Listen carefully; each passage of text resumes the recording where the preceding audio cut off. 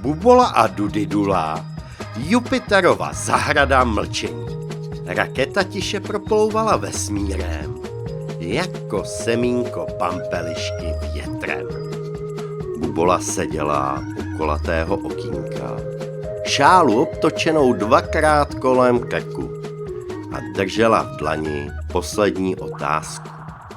Byla to ta nejtěžší. Jak mluvit, když slova nestačí? Za ní už zůstaly modré mlhy Neptunu a tiché šepoty Marsu. Před ní rostl Jupiter. Obrovský, výřivý, jako kdyby se z mraků stal sen, který se ještě nerozhodl, o čem bude. Přistála uprostřed věčného větru. Krajina se vlnila jako obří plíce, nikde žádné stromy, jen levitující kameny a světlo, které nevrhalo stín. A tam stála Dudidula. Byla vysoká, hubená, jako kometa. Neměla pusu, jen 3 velké oči, které se nedívaly, ale pozorovaly. Bubola se zarazila. Jak se s ní dá mluvit? Ahoj. Zkusila, ale žádná odpověď nepřišla. Ale pak to přišlo.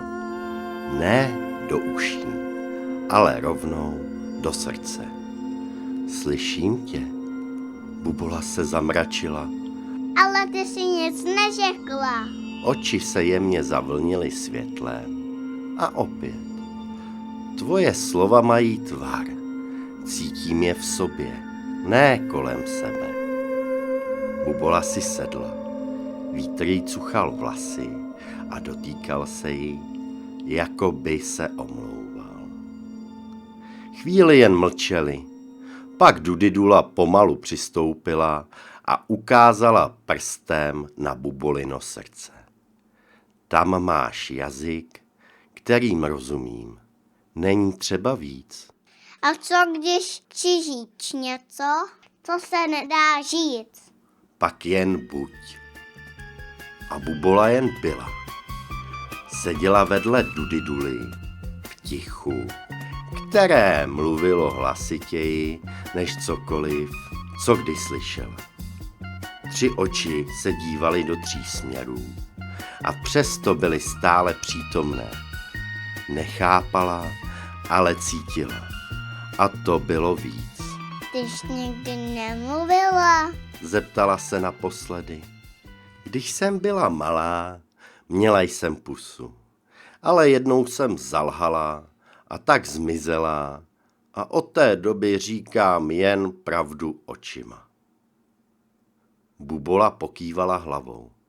Slova jí najednou přišla moc ostrá a tak vstala, políbila Dudidulu na čelo mezi oči a beze slov odešla ke své raketě. Z kapsy vytáhla poslední otázku, ale byla už prázdná, jen kousek papíru, co kdysi byl těžký a teď nic nevážil.